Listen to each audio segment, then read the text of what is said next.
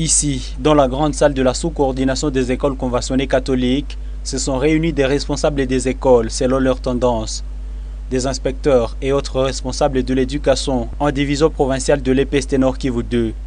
En face, les trois acteurs animateurs de cette assise, aux côtés du maire de Butembo qui a effectué le lancement officiel de cette activité de 2 jours. Cette réunion se tiendra sous les thèmes « Améliorer la qualité de l'enseignement par la bonne gouvernance et la redevabilité ». Le directeur de la province éducationnelle Nord Kivu 2 présente cette activité qui va se structurer autour de quelques thématiques durant les 2 jours qu'elle couvre. Il s'agit entre autres de l'évaluation des performances de ce secteur durant l'année scolaire passée et faire la mise à jour de la carte scolaire sur base de certains critères dont les statistiques scolaires selon les écoles. L'évaluation des performances s'est faite sur base du plan d'action opérationnel. Il est question d'établir les bilans entre les prévisions ou objectifs fixés et les réalisations ou les résultats atteints de l'année.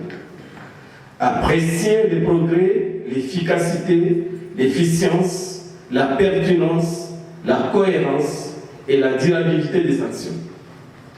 De l'analyse et mise en jour de la carte scolaire, j'instruis les chefs de sous-division de jouer le rôle de première place dans la consolidation des informations fournies par les écoles et l'examen des facteurs démocratiques, socio-économiques, géographiques et culturels.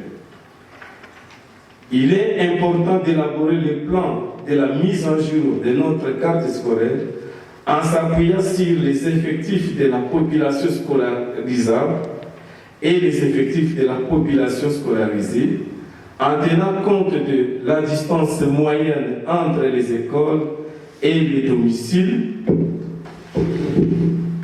et l'école, tenir compte des activités socio-économiques, les JPRS, et sur le nombre d'écoles par entité géographique.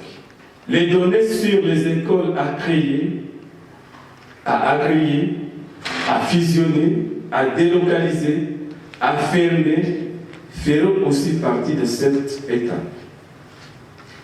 À présent, il sera question de compiler les informations et valider les requêtes en provenance des différentes sous-divisions éducationnelles.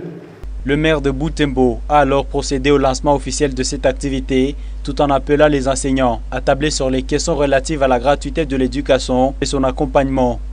Il a aussi fait part de son intérêt à voir ceux-ci tabler sur les questions relatives aux antivaleurs dans ce secteur.